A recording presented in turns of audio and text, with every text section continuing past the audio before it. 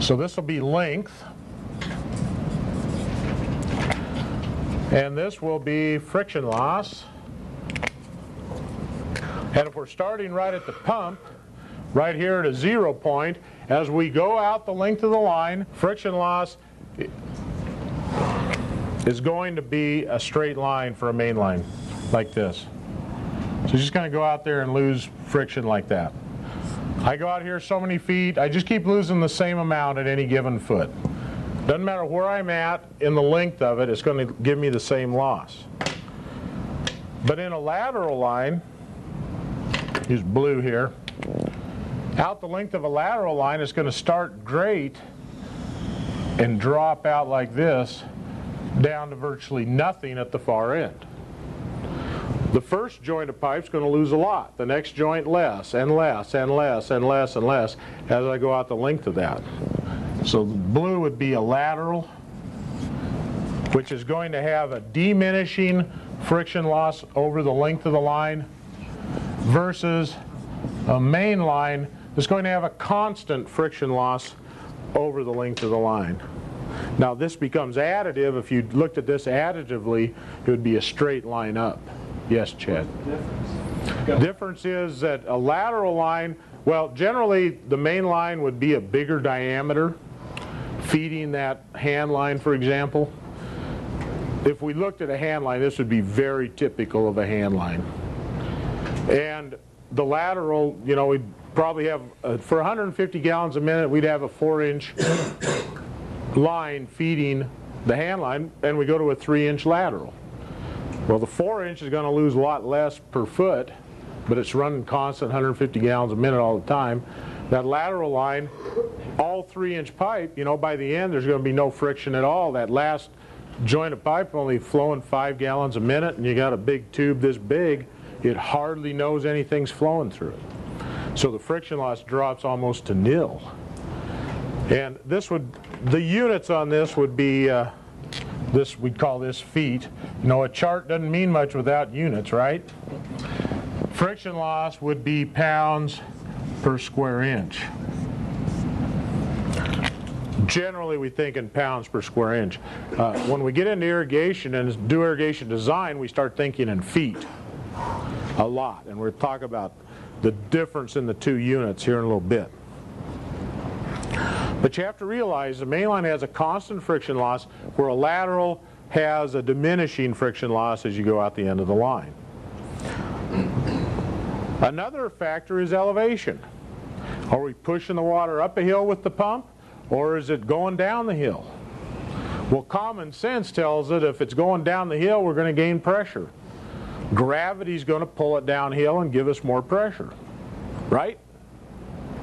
Hey, push it up the hill. Obviously, water doesn't flow uphill by itself.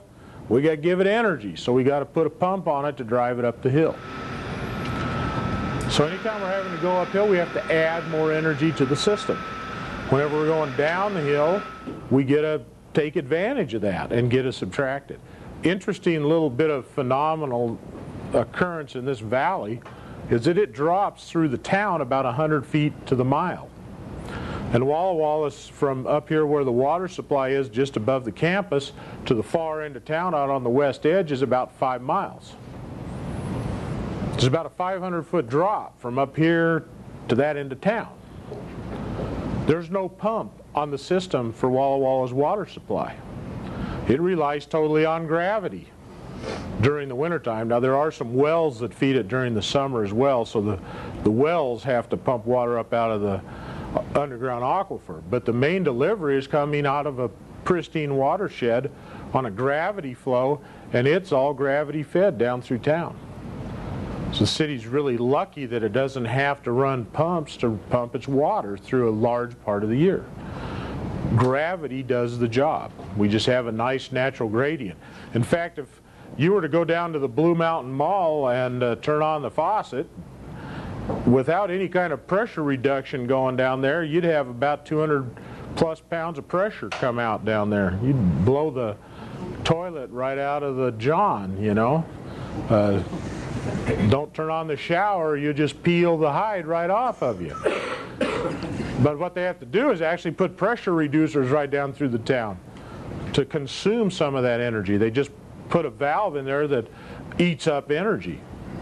It just restricts the flow through the valve. It acts as a pressure reducer. And that's too bad they couldn't put little tiny energy generators there. They could actually generate electricity from them if they were, you know, and someday that may end up happening, you know, where that becomes viable. But right now you have to have a pretty fair sized flow and a pretty fair head differential to make it economical, which they happen to have.